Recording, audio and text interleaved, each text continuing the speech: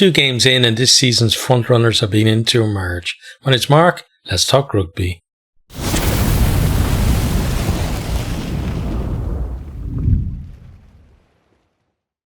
We're already seeing some pretty strong starts to the season, even though we're just 2 games in, and some not so strong starts as well. So we'll go down through each of the games just pretty quickly for each one, and then we'll talk about, how that's affected kind of teams after 2 rounds. So we'll start with the first game of the weekend, and that was DHL Stormers 26, Ospreys 10.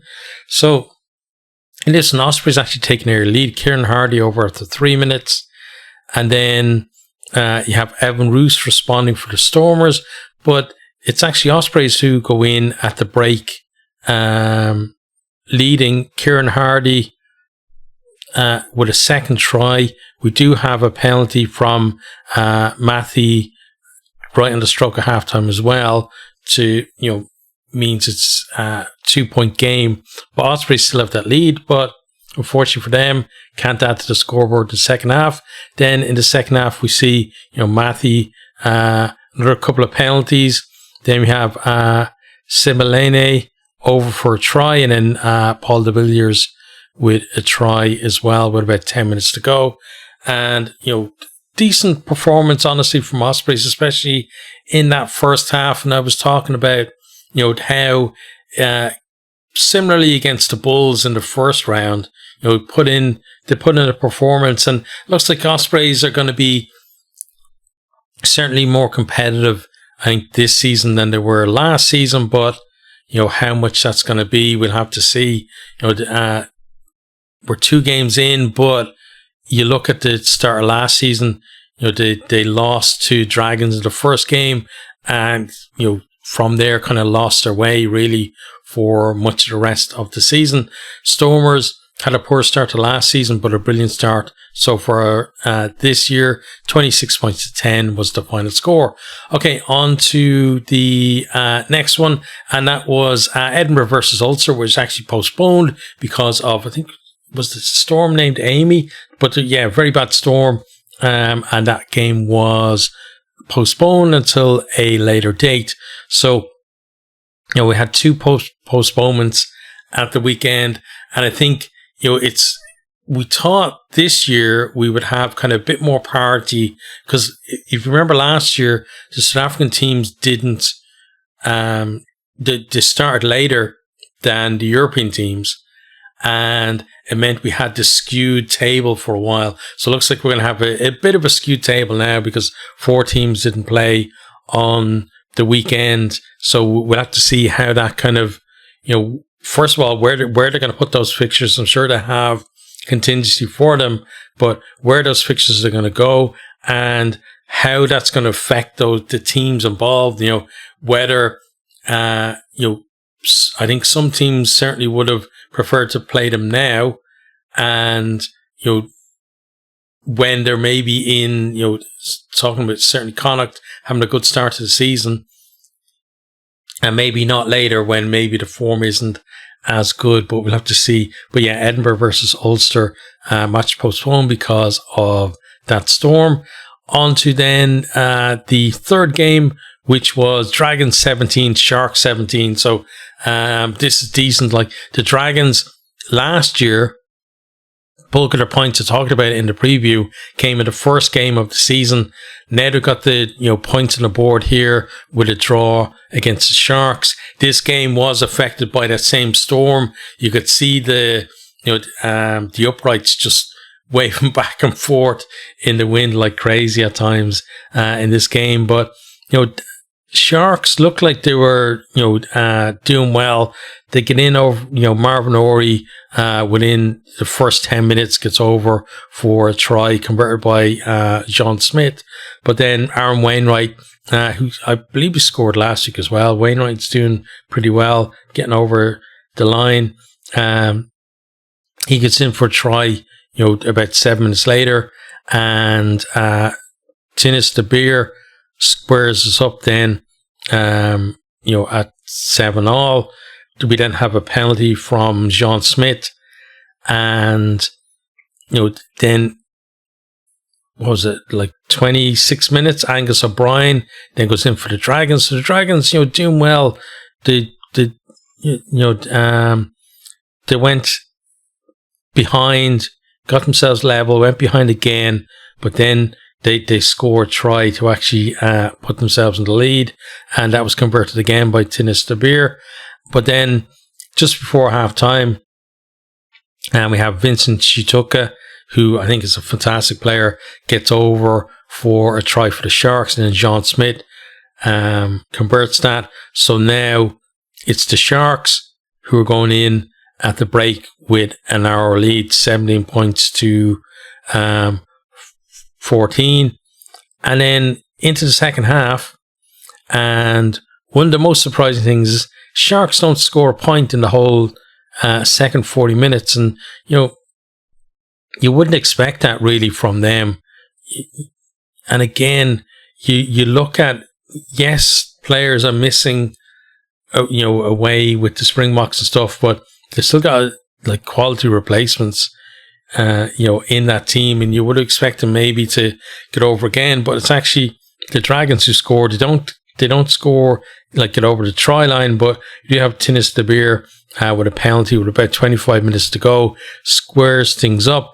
But then the Sharks, actually have a decent chance because Chris Coleman goes to the bin with about 7 minutes to go, but the Sharks can't take advantage of that, and we end up 17-all. So I think for the Dragons, certainly, this is a decent result for them. But again, with the Dragons, it seems like certainly last year and the last few years, they've been isolated. They haven't been able to put a run together of decent results. If they could have this draw and then, back that up with maybe like a win or something like that, and actually have, string a couple of results together, it could give them a bit of impetus and help them to maybe stay in the fight to not be bottom for, a decent part of the season. But we'll have to see from here, because there's nothing really that we've seen for the Dragons again in recent seasons that would say that they're going to be able to do that. But I'm an optimist, so let's hope that they can, because I want to see everybody competitive in this league. Then the Sharks, a bit of a tough start to them for the season, and they probably would have looked at this one thinking, okay, well, we will pick up a win away from home, and at least we have that to kind of hang our hat on, from the start of the European tour. But they don't have that now, so it means they've got to produce a performance really now to kind of kickstart their own season as well. So it'll be interesting to see how the Sharks go from here. But I think for them, last year was a really good season for them in the URC. But we saw the season before where they didn't have a great start and kind of decided, okay, well, we'll just concentrate in Europe. They did lift the trophy, but they finished well down the table in the URC. So let's see if they can recover from that. The next game then we had, in terms of on the schedule, was another postponed game, Connacht versus Scarlets. And yeah, I would have thought that, Connacht probably would have liked that game to go ahead, potentially start the season with, back-to-back wins.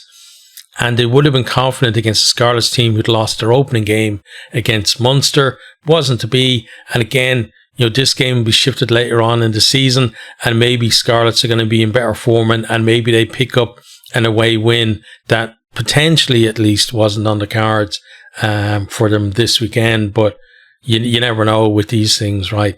But yeah, even I feel like for teams that, to have that disruption there, they spent a week preparing for this game, and for it to be postponed, it does affect you, whether whether you would have won or lost that game. Just to have the extra game under their belt, I think would have been good for all those players. So we'll have to see how that pans out later on in the season. On to then the next game that actually happened, and that was Benetton 16, Glasgow Warriors 14. So, Benetton, they didn't look great last week in defeat to Connacht, but bounced back this week, beating Glasgow, and they've done actually well. I think they have a decent record against Glasgow in recent seasons, and, especially in the Stadio Monigo, and it really, results like this just show you what this team is capable of. But I think last season we didn't see them hitting those heights enough. They certainly hit them in the pool stages of the Champions Cup, but second half of the season fell away a bit. Is this going to be the start of resurgence for them, or is it going to be just a one-off result and they're just going to be up and down for the rest of the season the way they were last year? We'll have to see. But in this one, it's actually the Warriors who got off to a good start. They get themselves over the line. Who is it? It's hard for me to pronounce this guy's name. Ogunti Benju over for a try on kind of just at the end of the first quarter, and Adam Hastings converts that. We then have a reply from Benetton from the tee, Jacob Umaga, with a penalty for them. But then a few minutes later, Josh Mackay over for Glasgow's second try, and Hastings converts that again. So Glasgow leading, fairly comfortable lead, honestly, at half time, 14 points to 3. And, you're thinking, okay, Benetton, they've got to produce a response in the second half, and they did. And another kind of, another game where the losing team couldn't produce any points in the second half. And that's a bit of a theme, really, for this weekend. So we have Menoncello, amazing centre, gets over for Benetton's sole try of the game. And that was converted by Umaga. So now they're back within 4 points of Benetton. And then we have, first of all, who's it? Nicola Canone. He goes to the bin with about 15 minutes to go. And you're thinking, okay, well, Glasgow surely going to add points during that period and maybe secure the win at that stage. But it's actually Benetton who score points while they're down to 14. Another penalty for Umaga. And now, they're just 1 point behind, 13 to 14. And right at the very end, they get themselves, clock is in the red, get themselves in position. Rhino Smith drops into the pocket and he drops a goal to win the game. What a player to have in your ranks as well, to be able to do that for you. So a really good win for Benetton. Glasgow, they should have been able to at least get a penalty or some kind of score in that second half, but they weren't able to do it. And in this league where it's so competitive, when you're not able to do that and your lead isn't you're not out of sight by half time, you're probably going to get run down, and that's what happened to them in this one. Final score: Benetton 16, Glasgow 14. Okay, on to the next game then. It was the Bulls 39, Leinster 31. So, my beloved Leinster not having a great start to the season, but unfortunately, I predicted it. I really wish that I was wrong, but no, this is how it went. So, first off, good start for the Bulls. So they got over within 4 minutes. Sebastian de Klerk, then David Creel, on about 15 minutes, goes over for their second. And we have a bit of a response from Leinster, just a penalty from Prendergast. But then a couple of minutes later, we have Will Connors going to the bin. And you're thinking, oh, God, what's going to happen here? But it's actually during that yellow card period, Leinster got over for their first try through Tom Clarkson. And then a few minutes to go to the break, and then the Bulls stick over a penalty from Keegan Johannes to kind of give themselves a bit more of a cushion at the break. Then into the second half,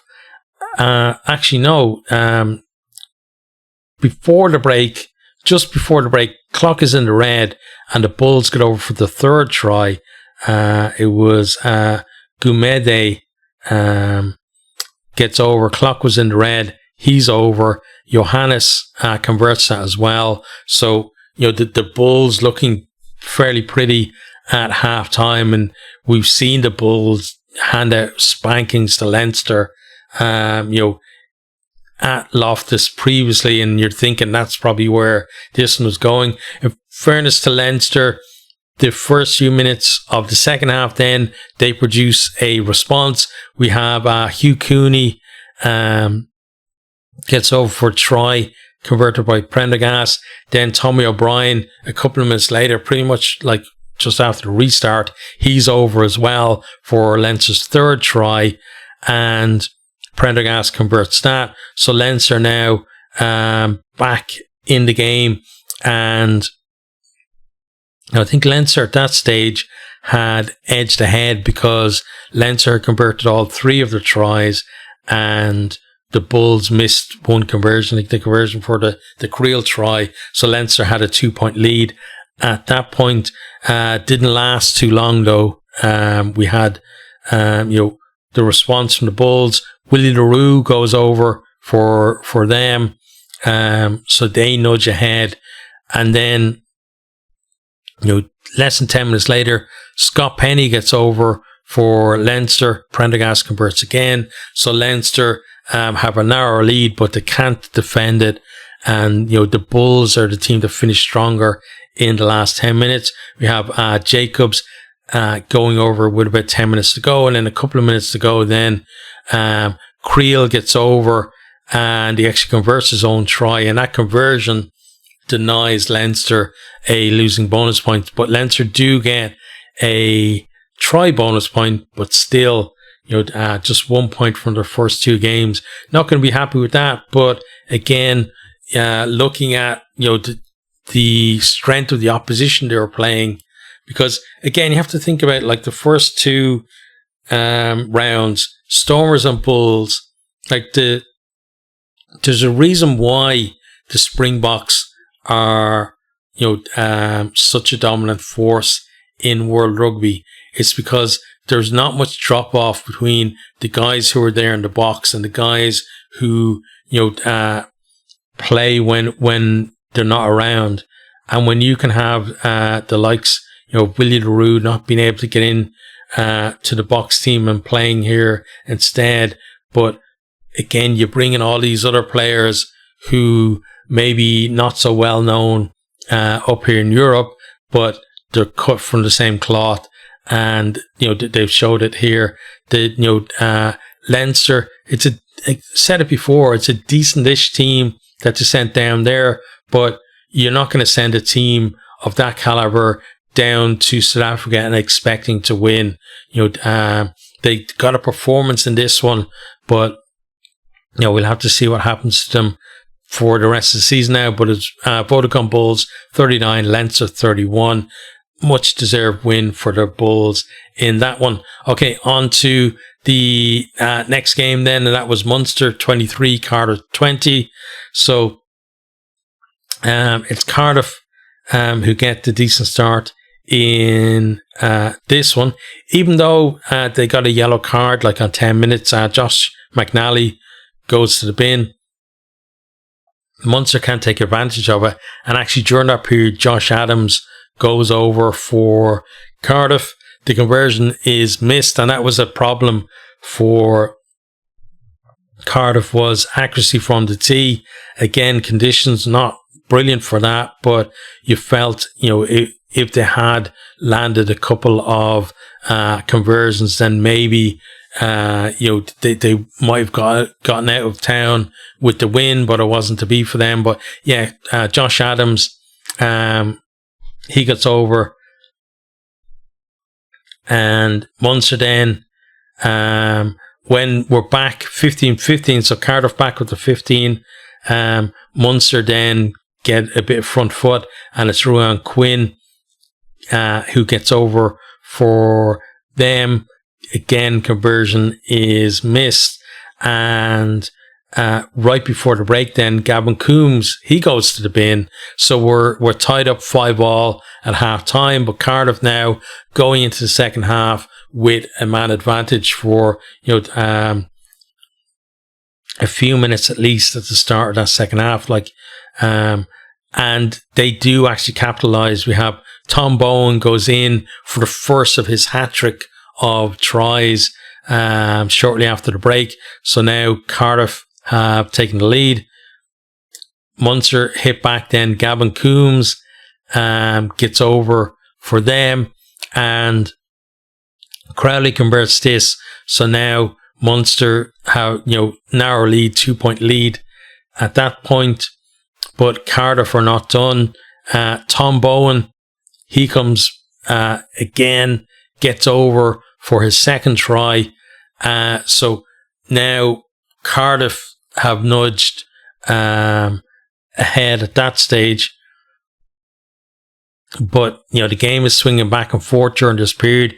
We then have Dermot Barron goes over for Munster to nudge them back into the lead.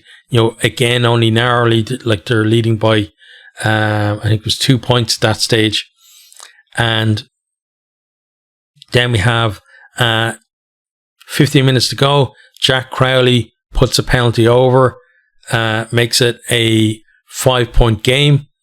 And with about 5 minutes left on the clock, then he lands a drop goal that proved to be pretty crucial for Munster. Stretches out to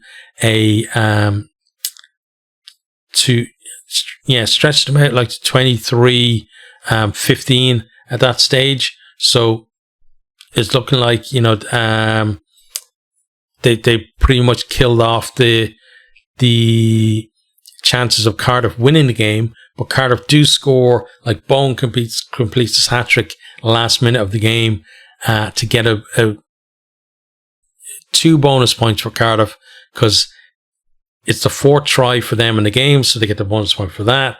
And he brings them back within 7 points of Munster, so they get the bonus point for that as well. And those were 2 very, very well-deserved bonus points from Cardiff as well. And, they're having a decent start to the season performance-wise. We saw them last year as well, kind of having that little boost at the start of the season. Now it's about, being able to sustain that through the season for them, I think. Okay, on to the final game of the weekend, and it was Zebre Parma 22, the Lions 20. And, this one, again, a bit of a back and forth between these two teams. It's Zebre who, have the decent start. We have Stevile Bravin over after 12 minutes for the opening try. Chris Smith pops over a penalty for the Lions in response, so we're at 5-3 at that stage. Then we have Di Bartolomeo, who I'm pretty sure he scored last week as well. He gets over for a try with 5 minutes to go to the break. It's converted by DeRay. So Zebre, with a lead going into the break. Then into the second half, we have Locatelli goes to the bin after about 10 minutes of the half, and during that period, the Lions really do make hay. We have Kutsia gets in for try, then Cater a few minutes after him as well. So the Lions right back in the game at that point. and looking like maybe potential momentum is going to carry them to the win at that stage. And then the last kind of 15 minutes, again, it's a bit more kind of tit for tat between the teams.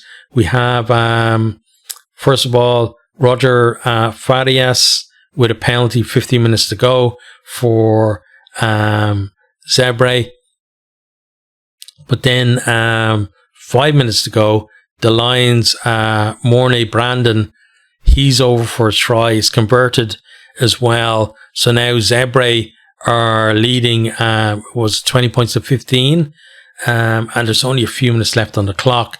But Zebre, especially at home in the Stadio Sergio Lanfranchi, they're, a tough team to beat. And they proved it here, like last minute try for Nocera, and then Martin Roger Farias with the conversion as well, and it was so crucial because the try only leveled us up at 20 points all, and he had to hit that conversion, and it popped it over, and 22 points to 20 final score. Brilliant start to the season from Zebre. I'm going to see that now when we have a look at the table. So let's have a quick rundown through the table. So leading the way there, a team we're used to seeing up there, either at the top or close to the top, for the Con Bulls, 2 wins from 2, and not just 2 wins from 2 bonus points from 2 games as well. Maximum 10 points for them. And again, you talking about the Bulls, until they lift this trophy, you're going to be wondering, is this going to be their year? Is this going to be their year? Because they've been so good, like consistency, especially when it gets to knockout stages. Most consistent team, other than finals, well, I suppose they are consistent in the final in that they haven't performed well, or at least well enough to lift the trophy in them. But in terms of just maintaining that momentum, they don't seem to do it, enough to actually peak in the final. They seem to peak in quarterfinals, semi-finals, or even, round kind of 16 or 17 of the regular season. But really great start to the season for them here. Can't ask any more from them. Then we got the Stormers as well. Stormers, poor start to the season last year, but 2 wins from 2 now, and they've got 9 points as well. Then you got Munster, another team who didn't start the season all that well last year. 2 wins from 2 from them, and they're on 9 points. Then we're Zebre Parma, also 2 wins from 2 and 9 points, and only in 4th place because of points difference. But something to note here as well is the Dragons finished bottom of the table last season with 9 points, so Zebre have already matched that total. So unless the Dragons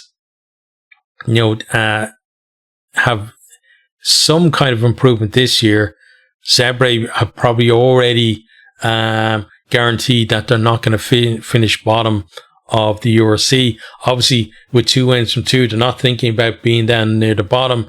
But with a team like Zebre, it's about how their squad is going to stand up to the rigors of the season. We would expect at some point that they're going to drop off, but we've seen improvement year on year from them.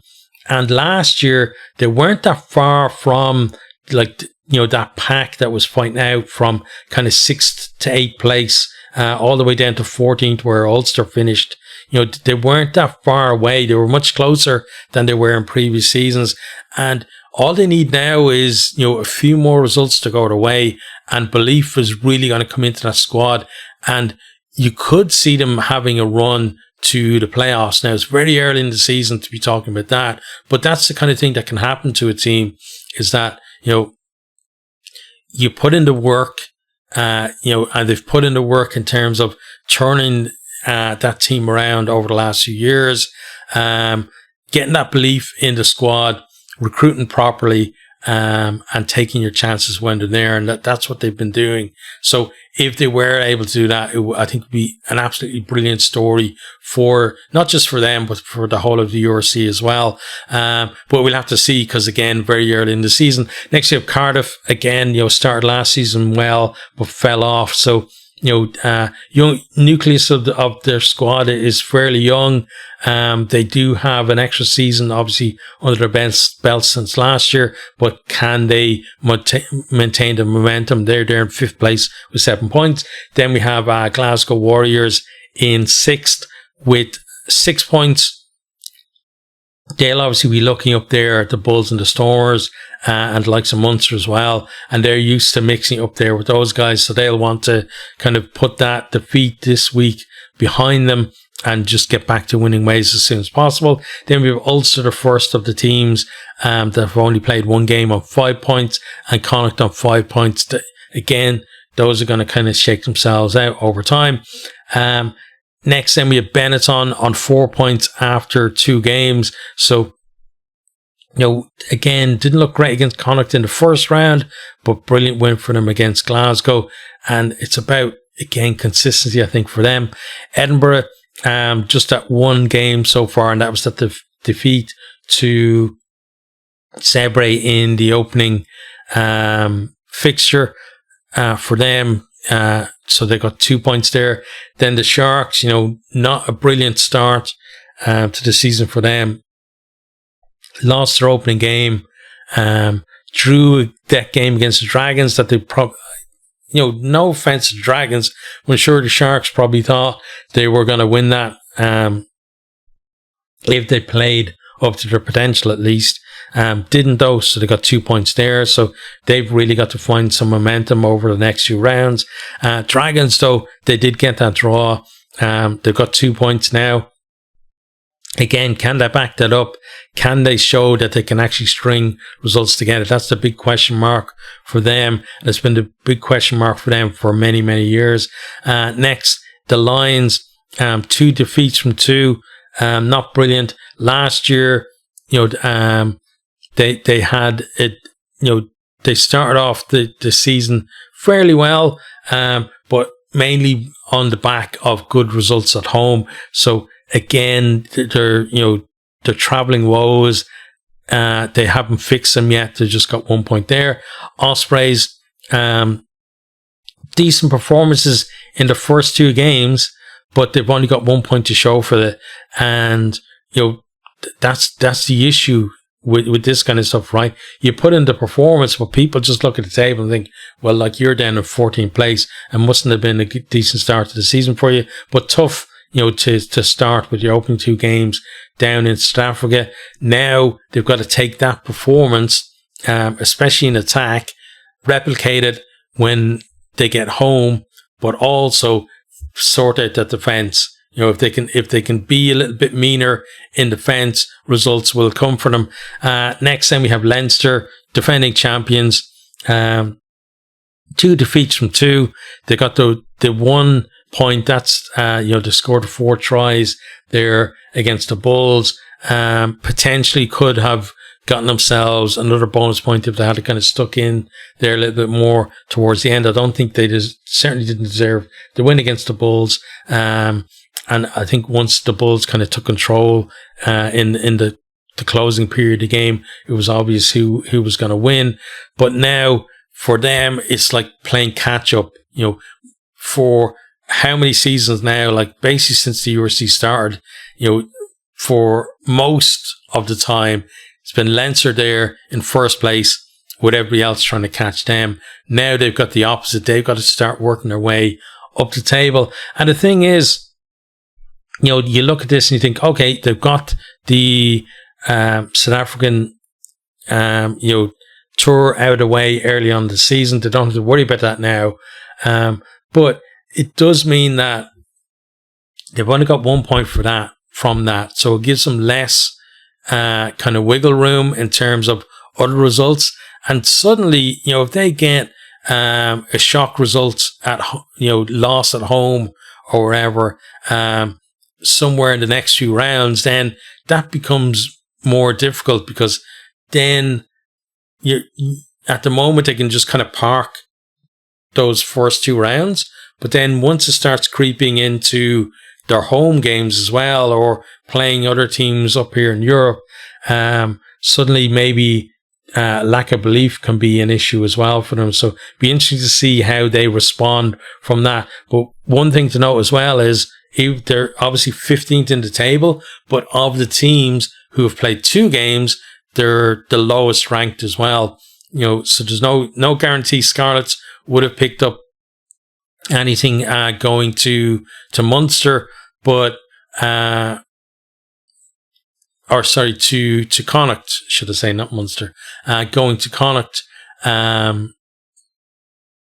but still, potentially they could have, and if they had it done, if that game had gone ahead and they maybe got like a losing bonus point or even a win or wherever, then Leinster would be bottom of the table right now. But at the moment, Scarlets, 1 game played, 1 game lost, and no points for them. So the only team that haven't secured a point for themselves this season. But again, for them after only 1 game. So that's their table there. Interesting, and it's got, again, at this start of time of the season, just seeing the teams who have the potential, being up there. And now the thing is, when we look at the regular season, right, we've got 18 games, and generally I look at them in blocks of 6, right? So you have your first 6 games, and that kind of tells you how you started the season. Then you've got your middle 6, and the middle 6 is that kind of period where you've got European games mixed in, and you've got 6 Nations, and that kind of stuff all mixed in as well. And that can be a very crucial period for the season. Then you got the final 6 where everybody's jockeying for position. You're either trying to, if you're near the top, you're trying to secure the highest ranking you can going to knockout stages. If you're in that kind of middle pack, you're trying to secure, a playoff place and also a Champions Cup spot for the next season. And then if you're in that, towards the bottom of the table, you're basically trying to give yourself some momentum going in to the next season. But looking at the way Zebre have started the season, there might be an even bigger pack potentially fighting out for those playoff places as well this year. So I think, again, season on season, we're seeing URC getting more and more competitive.